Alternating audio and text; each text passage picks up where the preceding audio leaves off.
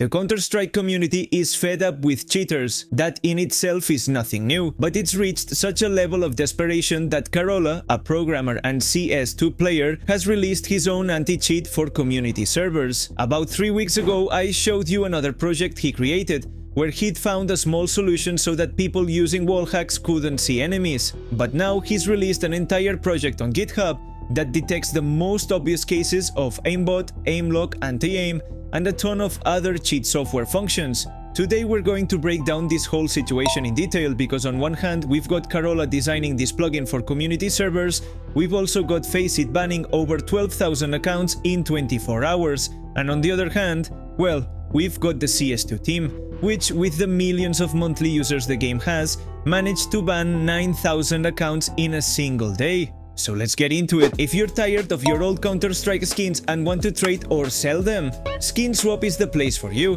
The key to SkinSwap is speed. In just a few clicks you can completely refresh your inventory, and that's not all. In fact, if you make your first trade, you can get a skin worth up to $50 absolutely free. Also, you can sell your inventory using multiple payment methods. And if that wasn't enough, you can also buy skins directly from China at the best prices on the market. Use my code sendoh to activate all the bonuses, link in the description. Days go by, months go by, years go by, and we're all still waiting for the moment Valve says the tests and data collection are over. We're finally switching on the CS2 anti-cheat. Since this game launched, at first we could sort of understand that because they had no data on players, on behavior, and on what kinds of cheats were being used, an AI-based anti-cheat couldn't do its job properly, since a small data sample could lead to false positives. The problem is that in a little over a month, it'll be 3 years since the official launch of Counter-Strike 2. And unfortunately, there are still a few users asking the community to be patient, saying that surely by now they've got plenty of data to start banning a pathetic spin botter. The cheater problem is no longer just in Premier and competitive. You find them in deathmatch, in casual, on community servers people use to warm up, on Faceit. It's such a widespread problem that the community has gotten tired of waiting, and logically, at some point an anti-cheat made by the players themselves had to arrive. Less than a month ago, a programmer named Karola already showed us a small function to stop people using wall hacks, with a solution as simple as not sending data about players who aren't within the player's field of view. That way, something as simple as a wall hack couldn't work because it couldn't gather data on players who weren't visible. There was a lot of talk about that project which worked for community servers, but now this same programmer has released a complete anti-cheat for any server that wants to implement it. We'll go into detail about everything it detects, but basically it's a plugin that can be installed on any community server, and when a pattern or something suspicious is detected,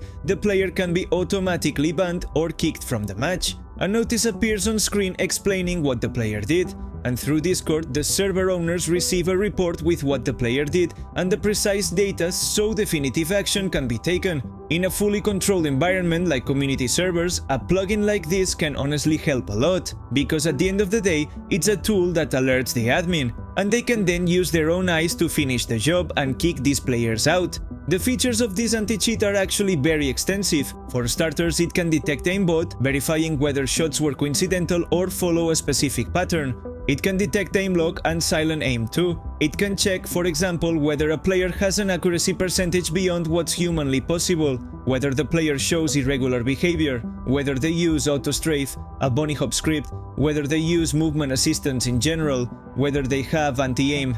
It also detects whether a player is using some injection method or abusing server lag so bullets don't register, and a ton of other cheat features. The list seems endless, and like I said, the fact that one single person programmed this is absolutely wild to me. Obviously, since it's a GitHub project where people can inspect the code, cheat developers themselves will look for little backdoors to bypass this community server anti-cheat. So the program isn't perfect, and it's certainly not the ideal anti-cheat, but at least there's someone out there trying to detect a ton of basic cheat functions, something Valve is failing to ban in this case. The truth is, a plugin like this in a community of private online servers where admins are around most hours of the day to manually verify whether someone is cheating definitely serves a purpose. But let's not kid ourselves. In a gaming environment like the official servers with millions of players, it would lead to plenty of false positives and technical problems, so at the end of the day, it's still a community project. That said, there's a lot of merit in dedicating hours and hours to an anti-cheat while watching 12-year-olds spin-botting on the official servers and selling accounts to make money.